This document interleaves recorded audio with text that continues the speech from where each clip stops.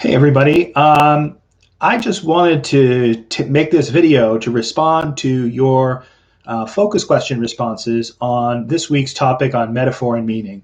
First of all, thank you so much for those of you who've responded and those of you who've commented on other people's focus questions. There's over 7,000 words there, and it's just so much really rich material. I really urge those of you who haven't had a chance to read over both the focus and the open questions for this week.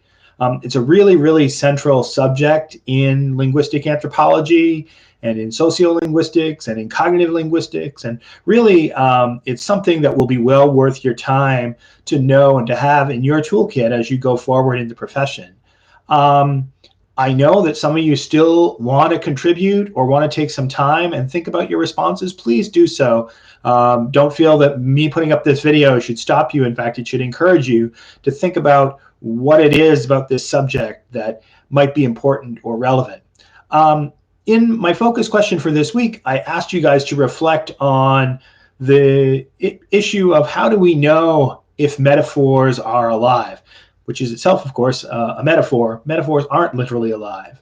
But in other words, how do we know if a particular mapping of source and target domains, if that conceptual relationship is meaningful, and if it's motivating to behavior, and if it's really something that people process in a way that matters, or whether some idioms are just dead. Again, there's another metaphor. Whether they don't really matter in the way that Lakoff and Johnson, or really all of our readings this week, suggest that they might matter in actual human behavior.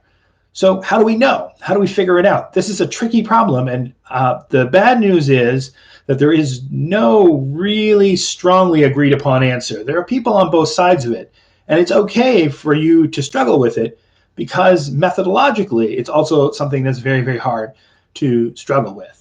How do we know whether what we pull out of some body of material, whether that's spoken or written material, participant observation, interviews, doing text analysis, how do we know that what we might draw out is what the speakers or hearers are drawing out, or whether it's something else, whether they're not really thinking about it at all?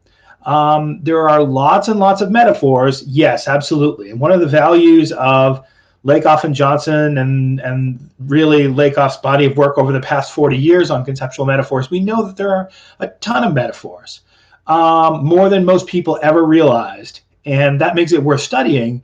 But the question is, how do we know in what way it matters, if in fact it does matter at all? So for instance, when somebody says, "We fell out of love," does that imply the metaphor relationships are containers? It could. I could look at that and say, oh, isn't it interesting that there are these falling verbs associated with love? Does that mean that relationships are containers? No, not necessarily. How would we decide that that was the correct inference to draw? We could say, well, even if the person doesn't consciously think it, it must affect them in some way. But how would we figure out in what way it affects them? What would give us a clue or a cue that we could observe or reason that it must plausibly matter in some way? Okay. Let me say that I fall more on the camp that really does hold that metaphors matter. That won't surprise you because you guys read my article this week. But I'm quite open to the possibility that any particular metaphor may affect some people more than others, or it may affect some people and not others, that there may be some people who are just not particularly responsive to metaphor, that it doesn't matter for them in the way that it might matter to me. And we need to be aware of that before we draw a conclusion about their universal applicability. Having said that, I think there are some good reasons to think that they matter. Let me tell you what I think they are. First of all, metaphors work together. So if a metaphor existed just in isolation, it would be very hard to know whether it's motivating or whether it has any force. But when you find a network or a structure of metaphors that have the same entailments, or that work as a system of conceptual relationships towards some end, then you can reasonably conclude that this didn't happen by chance. This isn't just a system that has just sort of survived, that people are using it. And also what you can look for is when people do new things that fit into that existing system. This is kind of a structuralist view that metaphor sort of undergirds experience, but isn't necessarily apparent, but there's a structure or a system to metaphors. And I think it makes some sense to look for that. Another thing you can do is to do cross-cultural or cross-linguistic comparison. And one of the advantages of both anthropology and linguistics is that they have a worldwide, global, and also historical data set to think about and to reflect on, which isn't necessarily true for all of the social sciences. In other words, if the same metaphors appear again and again cross-culturally, across languages far removed from one another, that suggests that there must be some underlying reason for it, that there is some cognitive process, not just a linguistic process. So for instance, I talked a bit in, I think, my responses to some of the open questions about the link between space and time, and that for most of us, the future is ahead of us and the past is behind us. And that's true for many of the world's languages. I would even say most of the world's languages. There are a few, and the case of Aymara is the one that I discussed, where the reverse is true, where the future is behind you and the past is ahead of you. And that seems weird to us, but there is a logic to it. You can go and read up on that. It's all there in the responses. But the point is that if something is true in 99% of the world's languages, you're reasonably going to conclude that this didn't just happen by chance. It is always possible. A skeptic could say, well, maybe that's just been true for all languages. Maybe this is just really old. Maybe the first language had this in it and it's just kind of hung around for 10,000 years. I can't reject that hypothesis, but I can say that given the pace at which other metaphors often change, that doesn't seem like the most likely hypothesis.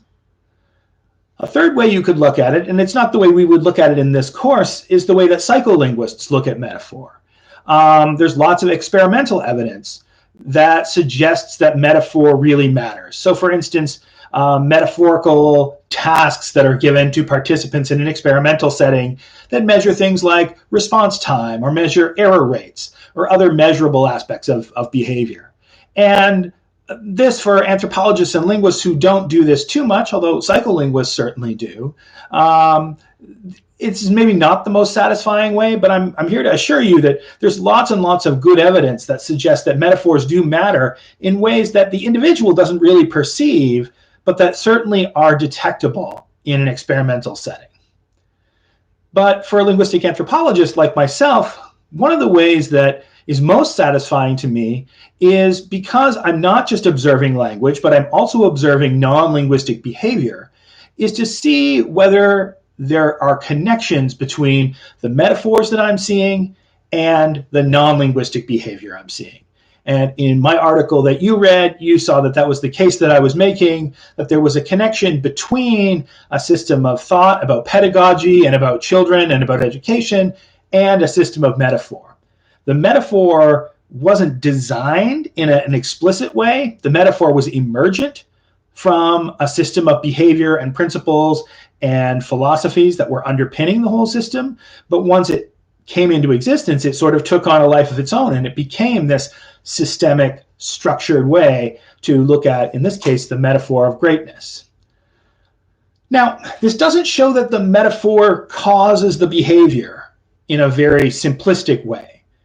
In the same way that it's hard to draw, when we talked about linguistic relativity, it's hard to draw Whorfian effects from linguistic causes in a very strict way, because linguistic behavior is not separable from non-linguistic behavior out there in the world. We can do that, but we can't do that in a way that is pure. And so we're always left wondering, well, these things are a system and each affects the other. But it does show that these metaphors are operational in a system that includes both language and behavior. That opens up the possibility then that we can think about new metaphors and new ways of framing subjects to get beyond the behavioral limitations of any particular system. All right, Thanks a lot, everybody. Looking forward to seeing more responses, and I'll talk to you soon.